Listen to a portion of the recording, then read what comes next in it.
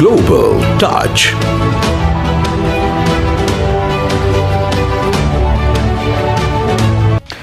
සද්දිනකට පසු මුණ ගැසීම Global Touch හරහා නිර්මාණ TV හරහා අපි Global Touch ඉදිරිපත් කරද්දී හිතවතුනි ඔබ දන්නවා විශේෂයෙන්ම ලොව බහු දේශපාලනය තුළ සිදුවන වෙනස්කම් පිළිබඳව අපි වඩාත් අවධානය ලක් කරනවා. ඒ වගේම තමයි ශ්‍රී ලංකාවේ මේ ගෙවුණු සතියේ සිදුවන විශේෂ සිදුවීම් පිළිබඳවත් අපි අවධානය යොමු කරනවා.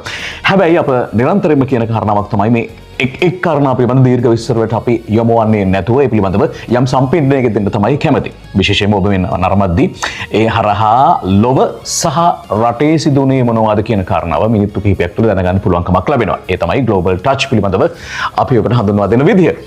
විශේෂයෙන්ම Global Touch ගැන කතා කරද්දී අද මේ සතියන්තයේදී කතා කරන විශේෂ සිදුවීම් රැසක් තිබෙනවා. ඒ අතර ඇමරිකාව සහ ඉරානය දින 100ක පමණ යුද්ධයෙන් පසුව අවබෝධතා ගිවිසුමකට අත්සන් කරනවා දෙපාර්ශ්වයම තවදුරටත් යුද්ධය ඉදිරියට ගෙනියන්නේ නැහැ කියලා. එය ඒ දෙරටට පමණක් නොවේ අප කතා කරලා තියෙනවා ගැන මුළු මහත් ලෝකයේ සියලුම රටවැසියන්ට වඩාත් හිතකර තත්ත්වයක් වෙනවා බල ශක්තිය පිළිබඳව කතා කරද්දී. ඒ වගේම තමයි G7 රාජ්‍ය නායක සමුළුව ප්‍රංශයේදී පැවැත්වුණා. විශේෂයෙන්ම රාජ්‍ය නායකයන් මුණ ගැසෙද්දී මෙහිදී මේ යුක්‍රේනයට තවදුරටත් සහාය ලබා දෙන්නට G7 සමුළුවට සහභාගී වූ බොහෝ රාජ්‍ය නායකයන් විශේෂයෙන්ම යුරෝපීය රාජ්‍ය නායකයන් තමන්ගේ කැමැත්ත පළ කළා. දැන් ඊළඟ කතාවට එනවා. රුසියානු යුක්‍රේන යුද්ධය ඉතාම දරුණු අඩියකට ඇවිල්ලා තියෙන මොහොතක යුක්‍රේනීය දැවැන්ත ලෙස රුසියාව තුළට පහර දෙන්න අරන් තිබෙන මොහොතක මේ මොහොතේදී ලොව බලවත් රාජ්‍ය නායකයන් සහ රටවල් යුක්‍රේනය ඉත්තෑ කරගෙන රුසියාවට කුරුමානං අල්ලනවාද කියන කාරණාවක් මතුවෙනවා. ඒ සමගින්ම විශේෂයෙන්ම FIFA World Cup ලෝක කුසලාන පිළිබඳව කතා කරද්දී ඇමරිකාව සහ ඔස්ට්‍රේලියාව අතර තියුණු තරඟයක් පවත්වන්නට සියලු මුහුණුවර කටයුතු කරලා තිබුණා. ඒ සෙනසුරාදා දවසේදී පවත්වද්දී අවසානයේදී ඇමරිකාව ජයග්‍රහණය කරනවා ගෝල 2-0 ලෙසින්. ඒ අනුව ඔස්ට්‍රේලියාව ඒ හරහා ඒ පරාජයට පත් වෙනවා මේ කාණ්ඩය යටතේදී. ඒ වගේම බොහෝ කාරණා කියන්න තියෙනවා. අපි ඒ ගැන සම්පිරණය කරනවා සහ දේශීය පුවත් කිහිපයකුත් සමගින් අප අද සූදානම් ඔබට Global Touch ගෙනෙන්නට.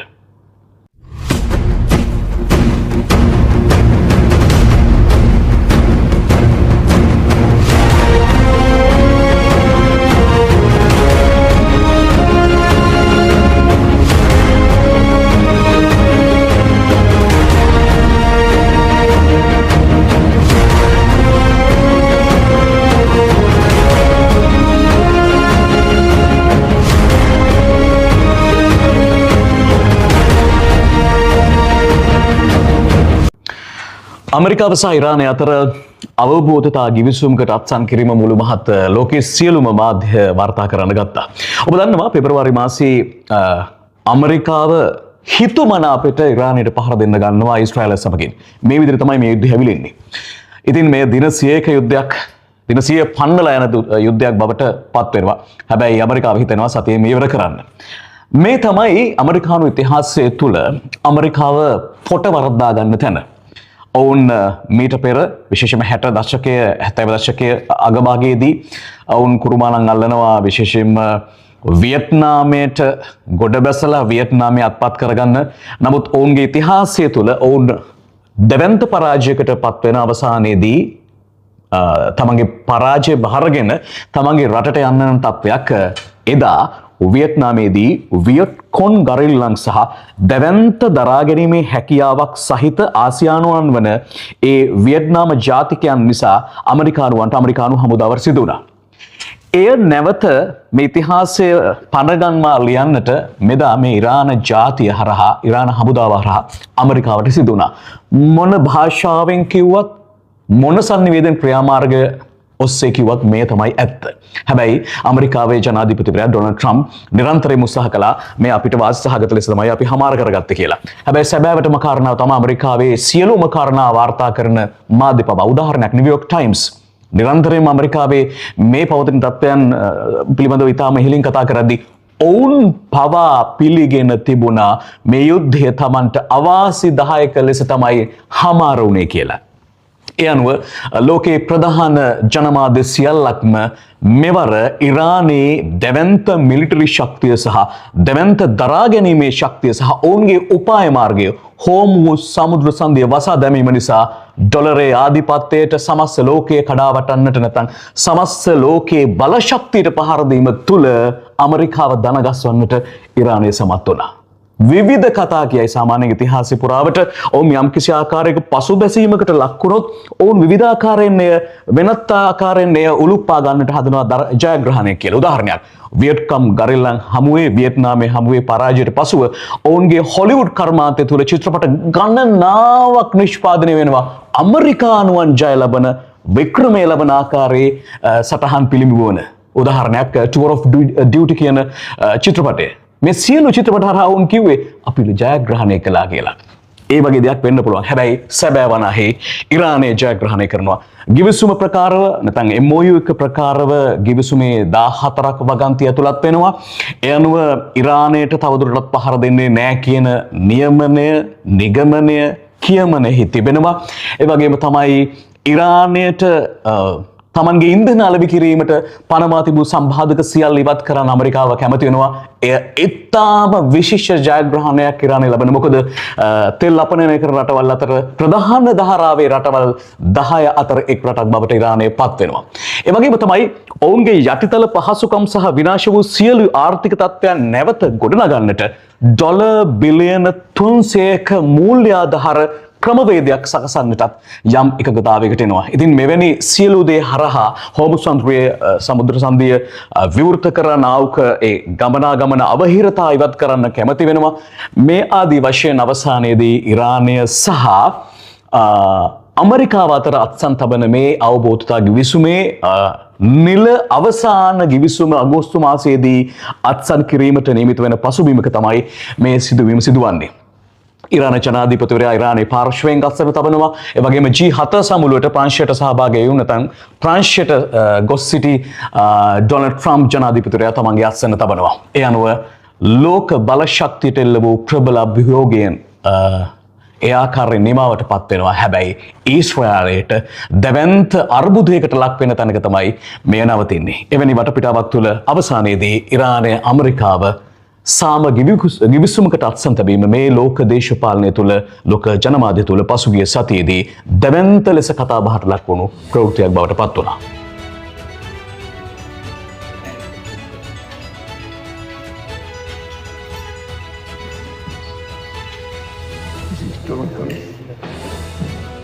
Yes.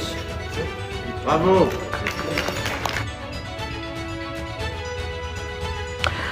G7 රාජ්‍යනායක සමුළුව මෙවර ප්‍රංශයේදී පැවැත්වුණේ. මෙවර පැවැත්වුණේ 52 වන රාජ්‍යනායක සමුළුව.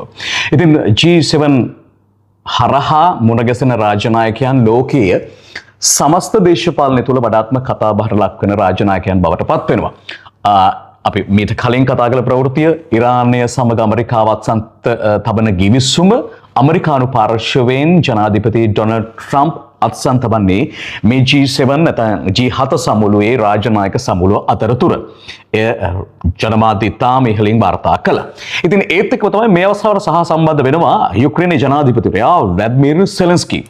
යුක්‍රේනය සහ රුසියාව අතර දරුණු ගැටුම් ඇවිලී යන මොහොතක තමයි ඔහු සහභාගී වන්නේ මේට.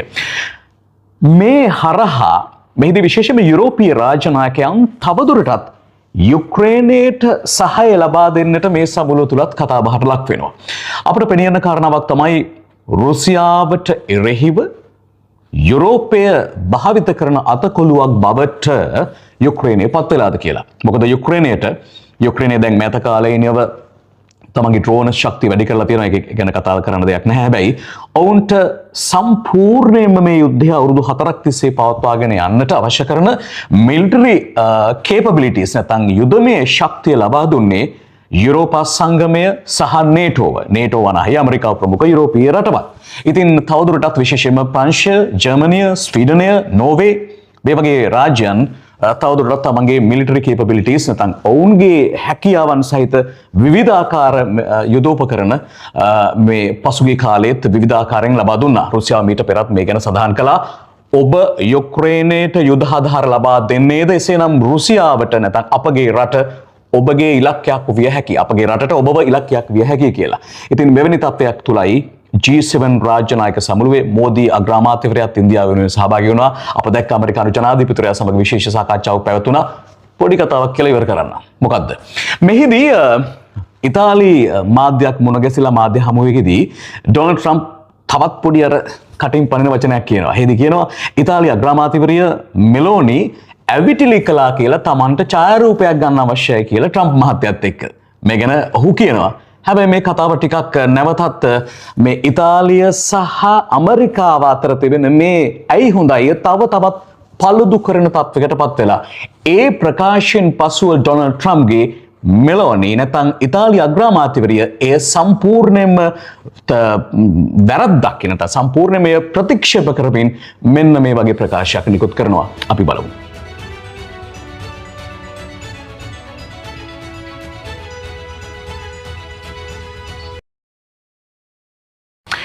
රුසියාව සහ යුක්‍රේනය අතර යුද්ධය ඉතාම දරුණු වඩවීමකට අවිල්ලා තියෙනවා. ඇයි එහෙම කියන්නේ? දැන් යුක්‍රේනය තමන්ගේ වැඩි දියුණු කරලද ඩ්‍රෝන උපයෝගී කරමින් රුසියාව තුලට පහර දෙන්න අරන් තියෙනවා.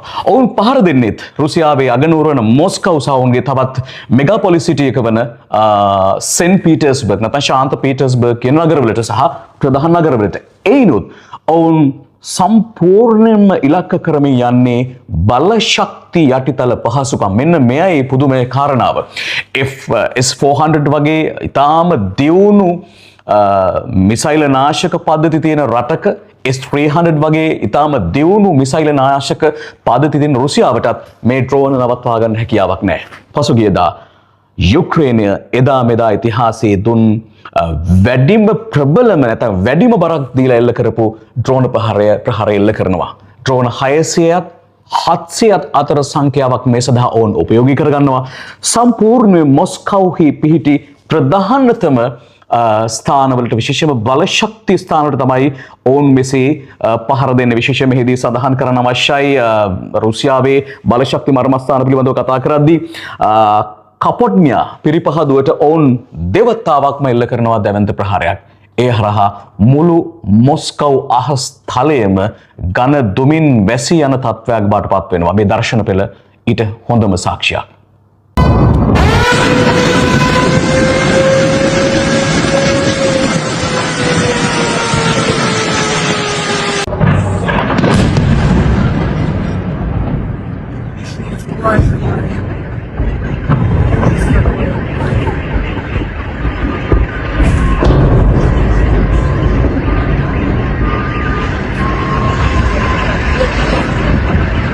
Там что летит?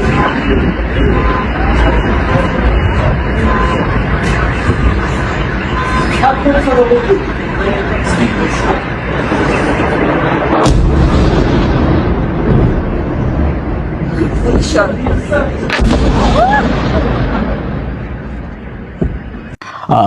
ග්ලෝබල් ටච් හරහා ලෝකය ගැන කතා කරද්දී FIFA World Cup නැත්නම් ලෝකුසලාන පාපතු තරඟාවලිය ගැන කතා කරමින් තවත් ඉදිරියට යන්න කියලා හිතුණා. ඇමරිකාව, කැනඩාව සහ මෙක්සිකෝව සත්කාරත්වයේ දරමින් රටවල් 48ක් තරඟ වදිනවා. මෙවර FIFA World Cup නැත්නම් ලෝකුසලාන තරඟාවලිය හරහා ඉතාම දැක්ක දෙයක් තමයි, ඉතාම හොඳින් දෘශ්‍යමාන වුණ කාරණාවක් තමයි ලෝකේ ප්‍රධාන රටවල් විශේෂම පාපන්දු තරඟාවලියට සහභාගී වන රටවල් කුඩා රටවල් නිසාවෙන් දැඩි අපහසුතාවයට පත් වෙනවා. දැන් එහෙම කියමින් උදාහරණයක් දෙන්නම්. ස්පාඤ්ඤය ඉතාමත්ම ප්‍රබල වෘත්තීය මට්ටමේ ක්‍රීඩකින් රැසකකින් සමන්විත කණ්ඩායමක් තමයි ස්පාඤ්ඤය. යුරෝපීය කුසලානය පවා ඔවුන් තමන් සතු කරගත්තා. ඔවුන් තරඟ වැදුනා බොහොම පුංචි රටක් බටහිර අප්‍රිකාවේ තියෙන කේප් වර්ඩේ මේ ආකාරයේ වශයෙන් තමයි හඳුන්වන්නේ. ඒ රටත් සමග මුලින් පුරෝකථනය කළා බොහොම ලේසියෙන් ස්පාඤ්ඤයට ජයග්‍රහණය ලබන්න පුළුවන් කියලා. හැබැයි අවසානයේදී මොකක්ද උනේ? බිඳුවට බිඳුවක් ලෙස මේ තරඟාවලිය ජය පෙරදුමින් තොරව නිමවටපත් වුණා. ඇයි? මේ කේප් වර්ඩේ කියන කුඩා රටින් පැමිණි කණ්ඩායම පුදුමාකාර දක්ෂතාවයක් පෙන්වුම් කළා. විශේෂයෙන්ම එහි ගෝල් රකින්නා පිළිබඳව ලෝකේම අවධානය ලක් වෙනවා. අවුරුදු 40ක් වයසයි. හැබැයි වයස ඉලක්කමක් බවට පරිවර්තනය කරමින් බෝසිහා කියන මේ දැල් රකින්න පුදුමාකාර ශක්තියකින් තමන්ගේ ගෝල ආවරණය දුනා. එය මුළු මහත් බිලියන ගණනක් වූ ලෝක රසිකයන් කතා කළා. ඒ එච්චරටම උන්මාදයක් ඇති කළා. ඒ නිසාවෙන්ම මා කැමති මේ මොහොතේදී මේ ග්ලෝබල් ටච් හරහා එදා ඒ ඉතා කුඩා රටින් පැමිණි කණ්ඩායම ලෝක ශූරයන් හමුවේ දැක්වූ දක්ෂතාවය මෙසේ ඔබට පෙන්වන්නට. Vem o Pedro, Cucurella de cabeça pro meio, tira a zaga, sobrou, pegou, uma vozinha! Levantou, Cucurella, o toque pra trás, a chance, Ferran Torres no travessão, olha, Sala sumiu, vozinha, bota pra fora, a defesaça! Que passe do Rodri, né? Cucurella pra trás, Gabi furou, Ferran Torres, defesaça do Vozinha! Vozinha faz uma defesa sensacional! Ele vem pro passe, Llorente, cruzamento, Menino bateu, Vozinha faz a defesa! Cruzamento pra área, Menino subiu, Vozinha não foi pro Cucurella, de cabeça, Vozinha! Timão pegou, e agora contra-ataque, vamos até 50 minutos, Nico Williams fez a fita, ele tá lá, Vozinha! Pra segurar pra Cabo Verde! ලෝකයේ බොහෝ දේශපාලන සේම අපේ රටේ බොහෝ දේශපාලන පිළිබඳවත් ඔබ බොහොම උනන්දුයි කියලා අප දන්නවා. ඒ නිසාවෙන් තමයි අපි ග්ලෝබල් ටච් හරහා අපේ රටේ වෙන සිදුවීම් පිළිබඳවත් යම්කිසි ආකාරයක වෙලාවක් වෙන් කරමින් ඉඩක් වෙන් කරන්නේ. අපේ රටේ පුවත් ගැන කතා කරද්දී ගෙවුණු සතිය තුළ මහත් ආందోලනයක් ඇති කළ පුවතක් තමයි අම්පාර දිස්ත්‍රික් රෝහලේ සේවය කළ වෛද්‍යවරියක තමන්ගේ පෙම්වතා අතින් ඝාතනය වූවා යැයි කියන ප්‍රවෘත්තිය. තවමත් ඒ පිළිබඳව පශ්චාත් පරීක්ෂණය පවත්වා නිල වශයෙන් තොරතුරු වාර්තා වී නැති නිසාවෙන් එය සැක කටයුතු සිද්ධියක් පමණක් බවට පත් වෙලා තිබෙනවා. හැබැයි මේ තත්ත්වය එළිදරව් වෙන්නේ විශේෂයෙන්ම ඇය පසුගිය ජූනි මාසේ 3 වෙනිදා සිට තමන්ගේ පෙම්වතායයි කියන මේ පුද්ගලයා සමග ඔහු ගන්නවරුවේ පුද්ගලයෙක් බවයි සඳහන් වන්නේ. මෘදුකාංග ඉංජිනේරුවෙක් කියලාත් කියනවා, සොෆ්ට්වෙයාර් ඉංජිනේර කෙනෙක් කියලා. ඔහු සමගින් දින ගණනාවක් නෝරෙල්ලේ ප්‍රදේශයේදී ලැබුම් හලක නැවතී සිටිනවා. නමුත් මේ සිදුවීමෙන් පසුව කොහොමද මේ තත්ත්වය එළිදරව් වෙන්නේ? පසුගිය දිනක තෙල්බෙනිය මහරෝහල අසල වාහනයක තරුණියකගේ සිරුරක් තිබෙනවා කියන කාරණාවක් පොලිසියට කට උත්තරයක් නැත්නම් පොලිසියට පණිවිඩයක් ලැබෙනවා. දැන් සිද්ධිය පස්සට යනවා.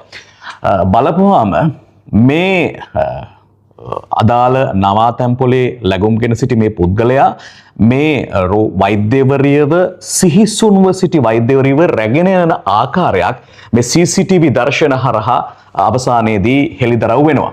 පසුව හෙළිදරව් වෙන කාරණාව තමයි මේ පුද්ගලයා විසින්ම පොලිස් ස්ථානාධිපතිවරයාට තෙල්දෙනියේ පොලිස් ස්ථානාධිපතිවරයාට තොරතුරක් දෙනවා. මෙන්න මෙහෙම වාහනයක් තියෙනවා, වාහනයක තරුණයෙක් ඉන්නවා කියලා මෙහෙම තමයි හෙළිදරව් වෙන්නේ. මේ කතාව පස්සට යද්දී ආරංචි වෙන කාරණාව තමයි මේ මියගිය වෛද්‍යවරිය පසුගිය මැයි මාස තමන්ගේ ඉල්ලා අස්වීම ලබා දීලා තිබෙනවා කියන කාරණාව ඒ රෝහල් වෛද්‍ය අධ්‍යක්ෂවරයා සඳහන් කරනවා. ඒ වගේම තමයි මේ වෛද්‍යවරිය, මියගිය වෛද්‍යවරිය තමන්ගේ සහෝදරයාට දුරකථන ඇමතුමක් ලබා දීලා කියලා තියෙනවා. මම දින ගණනාවක සිට කෑම ලබාගෙන නැහැ, ආහාර ලබාගෙන නැහැ කියලා. මෙන්න මේ ගැන හොයන්නට ඒ සහෝදරයාත් පොලිසියට පැමිණිල්ලක් ඉදිරිපත් කරලා තියෙනවා කියලා වාර්තා වෙනවා. මේ සිදුවීම් ජාලය බොහෝම කෙටි කරගත්තට පස්සේ දරගන්න ලැබෙන කාරණාව තමයි විශේෂයෙන්ම මේ පුද්ගලයා සමග ප්‍රේම සම්බන්ධතාවයක් ඇති වෙලා තිබෙන්නේ මාස 8කට කලින් කියන කාරණාවත්, ඔහු සමග කැනඩාවට යාම සඳහා මේ තරුණිය යම්කිසි ආකාරයකින් කතා බහක් ඇති වෙනවා. ඒ හරහා කෝටි ගණනක යම්කිසි ආකාරයක ණයක් ලබාගෙන තිබෙනවා කියන කාරණාව. මේ සිදුවීම් සියල්ලක්ම හරි හැටි දැනගන්න ලැබෙන්නේ මේ චෝදනාවට ලක් වෙලා තියෙන පුද්ගලයාව අත්අඩංගුවට ගත්තාට පසුව. මෙවැනි තත්ත්වයක් තුළ මේ මහත් ආందోලනයක් ඇති කළ කතාවක් වෙනවා. ඔබ ඇතැම් විට දන්නා සහ නොදන්නා කාරණාවක් ඇති. මේ පුද්ගලයා පිළිබඳව හොයා බලද්දී විවිධ දූෂණ චෝදනා රැසක් එල්ල වූ පුද්ගලෙක් බවටයි සැලකෙන්නේ. එනිසාවෙන් මොහු අත්අඩංගුවට ගැනීමෙන් පසුව ඔහු ලබා දෙන කට උත්තරය මත පදනම්ව ඉදිරියේදී මේ ඝාතනය, රටක් කැළඹූ ඝාතනය පිළිබඳව තොරතුරු දැන කියා ගන්නට හැකියාවක් ලැබේවි. කෙසේ නමුත් මෙය මහත් ආందోලනයක් ඇති කළ ඝාතනයක් බවට පත් වුණා.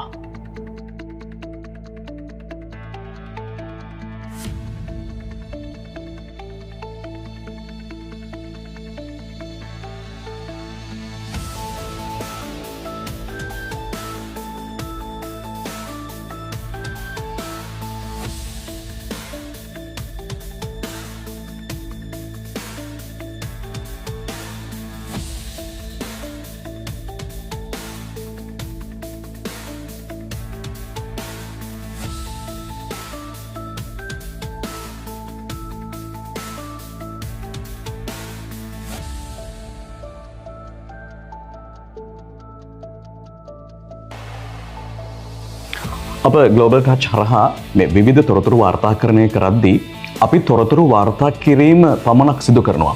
අපට අවශ්‍ය නැහැ යම්කිසි හෝ දේශපාලන කණ්ඩායමකට හෝ යම්කිසි ආගමික කොට්ටාශයකට හෝ යම්කිසි පාර්ශවයකට ගැතිභාවයක් දක්වන්නට හෝ විරුද්ධ භාවයක් දක්වන්න. හැබැයි ඒ තිබෙන පුවත් ඒ ආකාරයෙන් වාර්තා කිරීමේදී ඇතැම් පාර්ශවයන්ට එය දැනෙනවා වෙන්නට පුළුවන්. මම කියන්න හදන කතාවට එන්නයි මේ උත්සාහ කරන්නේ.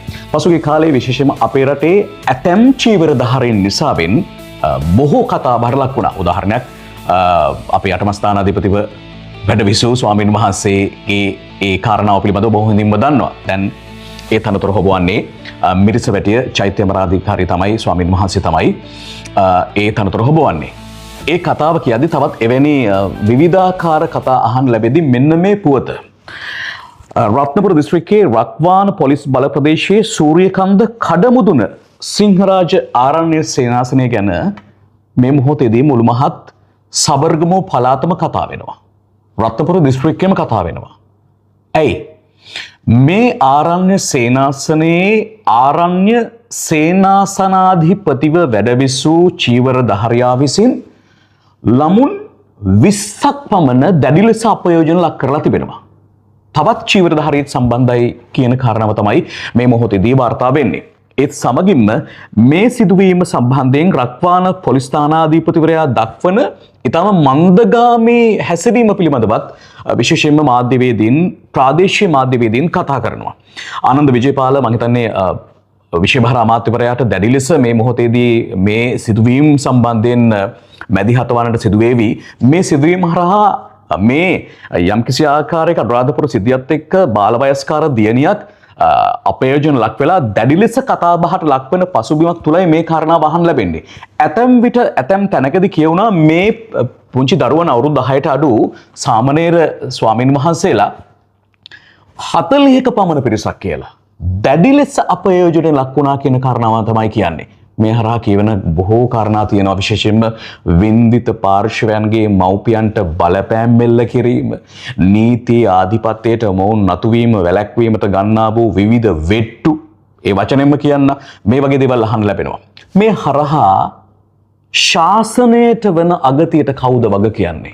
ඒකයි මං කිව්වේ ඇතැම් චීවරධාරීන්ගේ හැසිරීම නිසා සමස්ත ශාසනයටයි සමස්ත භික්ෂු ප්‍රජාවටයි මිනිස්සු ඇඟිලි දික් කරන්නේ. මේ තත්ත්වය නවත්වන්න වෙන්නේත් මේ චීවරධාරීන් මේ ආකාරයෙන් හැසෙන චීවරධාරීන්ව වෙන්කොට හඳුනාගෙන ඔවුන්ව නිරපා හැරීමෙන්. එනිසා වෙන මේ තත්ත්වය පිළිබඳව වඩාත් අවධානය ලක් වෙන පසුබිමක් නිර්මාණය වෙලා තියෙනවා ලංකාවේ. ඒත් එක්කම විශේෂයෙන්ම කතා කරන්නට ඕන යෝෂිත රාජපක්ෂ අර නාවික හමුදාවට කෙසේද ඇතුළත් වුණේ කියන කාරණාව පිළිබඳව රටේ කතාවක් ඇති වෙද්දී අල්ලස් කොමිසමෙන් අත්අඩංගුවට ගන්නවා. අරගෙන පසුව අපමත නිදහස් වෙනවා. දැන් ඒ ගැන පරීක්ෂණ ක්‍රියාත්මක වෙනවා. ඒත් එක්කම තමයි තවත් කාරණාව තමයි අපේ ලංකාවේ ප්‍රවාහන පද්ධතිය තාම හොඳ තත්වයකට පරිවර්තනීය වෙනසක් වෙමින් යනවා. බස් ගැමුණු මහත්තයා නැත්නම් ගැමුණු විජේරත්න අර පෞද්ගලික බස් සංගම් හිමියන්ගේ සංගමේ සභාපතිවරයා බොහෝ අවලාද කරන්න ගත්තා මේ ලංකාවනේ මේකට හරියන්නේ නැහැ වගේ බස් කියලා. ඔය කතාව ඔක්කොම පැත්තක තියලා නැවතත් රජය අලුත් මෙට්‍රෝ බස් රථ 104ක් චීනයෙන් ආනයනය කරන්න අවශ්‍ය කරන සියලුම කටයුතු කරලා මේ මොහොතේදී ඒවා නැවුගත කරන්න සෝදානම් වෙනවා කියලා තමයි කතා වෙන්නේ. ලංකාව ඉදිරියේ යම්කිසි ආකාරයක වාර්තාවක්, ලංකාව ඉදිරියේ යම්කිසි ආකාරයක ඇගැයීමට ලක් වෙන කාරණාවක් තියෙනවා නම් ගොළුප්පාදක් වන්නට කතා කරන්න. රුමේෂ් තරංග ශ්‍රී ලංකාවේ එදා මෙදාතුර බිහි වූ දක්ෂතම සුවිශේෂම හෙල්ලවිසි කිරීමේ ශූරයා ලෝක ශ්‍රේණි ගත කිරීම තුළ තමන් පළමු ස්ථානය බවට පත් කරගන්න, තමන්ගේ ස්ථානය පළමු ස්ථානය වෙන් කර තබා ගන්න සමත් වෙනවා. ඔහු දිගින් දිගටම දක්වන දක්ෂතාවයන් හරහා ඔහු ලබා ගන්නා වූ ප්‍රසාද ලකුණු සටහන අනුව මේ ඉහළට යෑම සිදු වුණා. විශේෂයෙන්ම ඔහු අවසන් වතාවට සහභාගී වෙන පසුගියදා ඩෝහා ඩයමන්ඩ් ලීග් තරගාවලියට මෙහිදී මීටර 88.68ක දුරක් හෙල්ල විසි කිරීමෙන් පිරිමි හෙල්ල විසි කිරීමෙන් ඉහළ වාර්තාවක් දක්වමින් ඔහු එහිදී රන් පදක්කමක් ලබා ගන්නවා. මේ රන් පදක්කම සමග ඔහු ලෝකයේ අංක 1 හෙල්ල විසි කිරීමේ ශූරයා බවට පත් වෙලා ලංකාවට ඔලිම්පික් රන් පදක්මක් ලබා ගැනීමේ සුවිශේෂී මඟ සලකුණු දැන් අපට පේනවා. එනිසාවෙන් මොහු රැකබලා ගැනීම, මොහුට අවශ්‍ය කරන සියලු දේ සැපයීම, මොහුට ගෞරවය දැක්වීම අප හැම ශ්‍රී ලාංකිකයන් ලෙස කළ යුතුයි කියලා මා යෝජනා කරනවා. රොමේෂ් තරංග ඔබට මුළු මහත් ලෝක ධාතුවේ සිටින ශ්‍රී ලාංකිකයන්ගෙන් සුබ පැතුම්. අප සූදානම් ඒ වීඩියෝ සමගින් සමුගන්නට. මම චන්දන ජයසිංහ මෙල්බර්න් සිට. Patanaje in fourth place at the moment, 84.63, and when he threw that 92 in Rome, he said, not even in Doha yet, what's he going to throw when he gets here? Oh, he's roared that down. 88 and 68 centimetres for the Sri Lankan. Yeah, that looks good enough to take the lead. Global Touch. තවත් නිර්මාණ TV නිර්මාණ වෑයමක්.